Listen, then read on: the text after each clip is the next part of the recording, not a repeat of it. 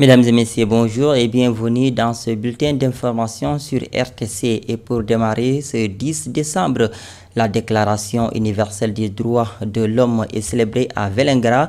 La radio rappelle que depuis plus de 60 ans, peu de progrès ont été réalisés et les droits humains restent mal respectés, même si l'État du Sénégal a signé plusieurs conventions et chartes. Amadou Guesso, coordonnateur départemental de la radio, estime qu'il faut désormais utiliser les langues nationales pour mieux sensibiliser les populations. Il s'exprime au micro de Mariam Ba Sen. À Vélingara, les droits de l'homme sont plus ou moins respectés. Mais si on y réfléchit à fond, on constate qu'on ne les connaît même pas pour pouvoir les respecter.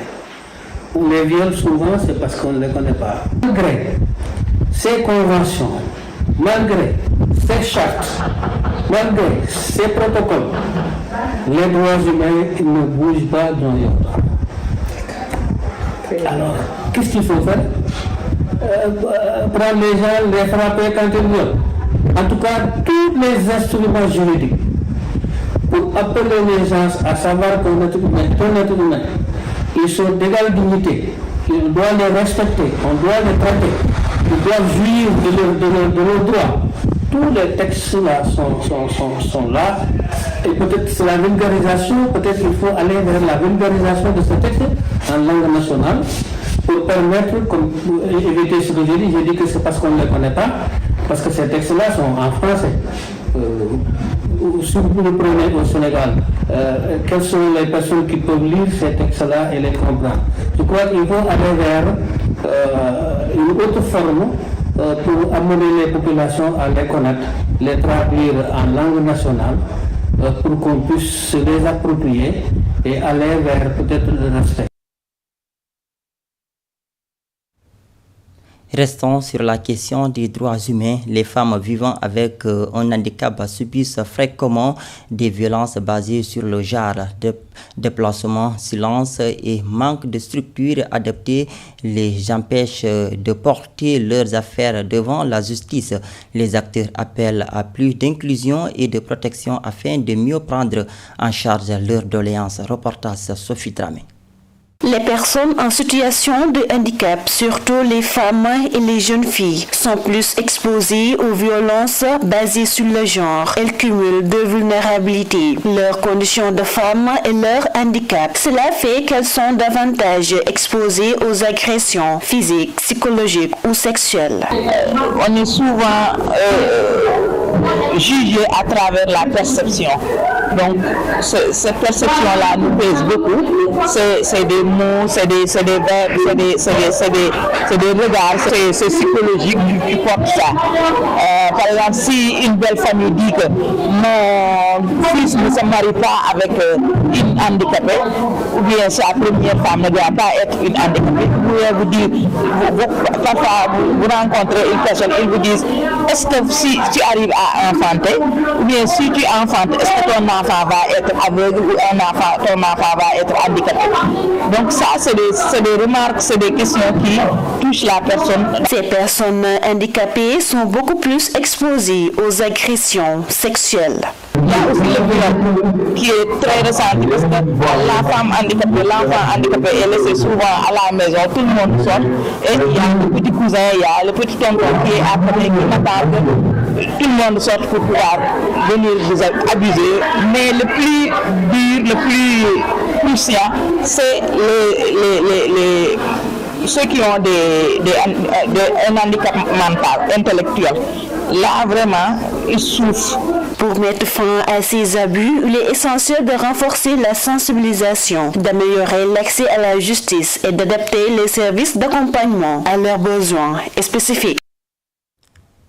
Et puis, dans le cadre des séjours d'activisme, le service départemental de la famille de Linguère, avec l'appui des services techniques, a organisé une randonnée pédestre à Dahara. L'objectif était de sensibiliser les populations sur les violences basées sur le genre et les violences numériques.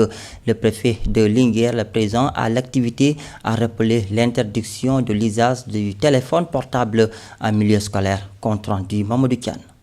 Dans le cadre de la campagne des 16 jours d'activisme, le service départemental de la famille de Linguère, en collaboration avec les services déconcentrés, a organisé une randonnée pédestre à Dara pour sensibiliser les populations sur les violences basées sur le genre. Aminata Ba est la chef du service départemental de la famille. Les services déconcentrés à travers le service départemental de la famille, à travers l'IF, à travers l'AEMO, l'action sociale, on s'est donné la main pour faire un forum au niveau de Linguère. C'était hier, et aujourd'hui la randonnée pédestre pour dénoncer, pour sensibiliser, pour informer la population les effets néfastes que font les violences numériques sur les filles, surtout sur les femmes. Le préfet du département de Linguère, qui a pris part à la randonnée, a déploré les violences subies par la gente féminine avant de demander aux élèves de respecter l'interdiction du portable en milieu scolaire. Les violences basées sur le genre de manière générale ne constituent pas une fatalité culturelle. Nous pensons que c'est des atteintes très graves d'ailleurs à la dignité humaine, mais aussi aux droits fondamentaux. C'est pourquoi il faut aujourd'hui plus que jamais une forte mobilisation communautaire pour lutter contre vraiment ces violences, qu'elles soient psychologiques, qu'elles soient économiques, qu'elles soient sexuelles, mais aussi aujourd'hui numériques. C'est pourquoi aujourd'hui nous avons tenu à lancer un message fort en direction des élèves pour leur dire de faire très attention au téléphone. D'ailleurs, de ce point de vue, l'État du Sénégal a pris une décision, celle d'interdire l'usage des téléphones à l'intérieur des établissements. La célébration des 16 jours d'activisme à Linguère est une occasion pour les femmes de réclamer des sanctions plus sévères aux personnes autour de ces violences. Les autorités fortement mobilisées durant cette campagne soutiennent cette initiative et lancent un appel à toutes les populations pour mettre fin à la violence contre les femmes. Mamadou Kian, un peu plus d'un mois après avoir été déplacé dans la rue située en face de l'ancien cinéma à la suite des opérations de désencombrement, les vendeurs de légumes du marché central de Kaffrine constatent une baisse de leurs revenus. Ils appellent les autorités à leur trouver un nouvel emplacement ou à les réinstaller sur leur site initial afin de préserver leurs activités. Fatou Sall au marché pour ce reportage.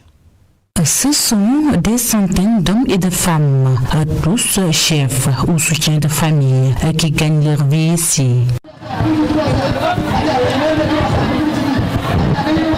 Après les opérations de désencombrement, ces vendeurs de légumes du marché central de Kaffrine ont été relogés. Depuis, ils affirment que leurs bénéfices ont nettement chuté.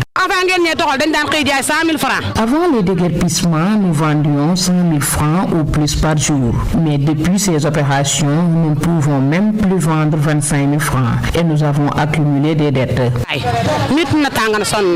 Dans le même sillage, les commerçants soulèvent une autre doléance, un sujet tout aussi importante. Ce n'est pas facile de transporter nos marchandises à chaque déplacement, car nous perdons une partie de notre bénéfice dans le transport. Nous souhaitons donc disposer d'un magasin pour garder nos produits, même si nous devons payer pour cela. Il demande également aux autorités d'envisager une réorganisation du marché. Les autorités doivent réorganiser le marché, même si tout le monde ne peut pas y accéder. Il faut aussi faire preuve de compréhension envers les commerçants et les laisser au moins sur leurs emplacements initiaux. Face à la baisse drastique de leurs revenus quotidiens, les commerçants souhaitent obtenir un nouvel emplacement ou, à défaut, être installés sur leur site initial. L'association AgriSud, qui organise depuis plusieurs années le festival alimentaire au Sénégal, a fait étape dans la région de Fatick, plus précisément au centre de formation professionnelle de Diofior. L'objectif principal de cette rencontre était de sensibiliser le public, en particulier les zones sur l'alimentation et les habitudes alimentaires. C'était également la première fois qu'un tel festival était accueilli dans la zone. Compte rendu des Amissar.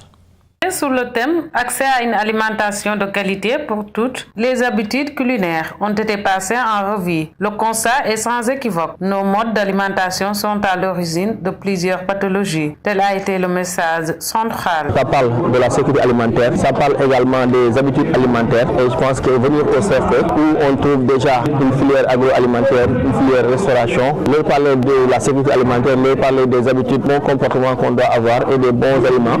Le festival a été marqué par une conférence portant sur les dangers liés à l'utilisation des produits OGM et des bouillons artificiels. L'alimentation doit être naturelle. Maintenant, le phénomène que nous sommes en train de vivre partout au Sénégal, c'est inquiétant. Nous sommes à l'ère de changement d'habitudes alimentaires, accompagnés surtout par les bouillons que vous venez de parler. Énormément de mots ensuite dans notre alimentation, mais aussi vient s'ajouter les OGM, les compléments alimentaires, et tout ça, ils ont des répercussions sur notre état de santé. Le directeur du centre s'est félicité d'avoir accueilli le festival, d'autant plus que son institution œuvre pour la promotion d'une agriculture et d'une alimentation saine. Naturellement, nous sommes donc dans la promotion d'une alimentation de qualité au niveau du centre de formation professionnelle de Diofior, ce qui fait que donc, nous encourageons, nous discutons sur des thématiques qui touchent donc le consommé local, des produits locaux, par leur transformation en ajoutant donc une valeur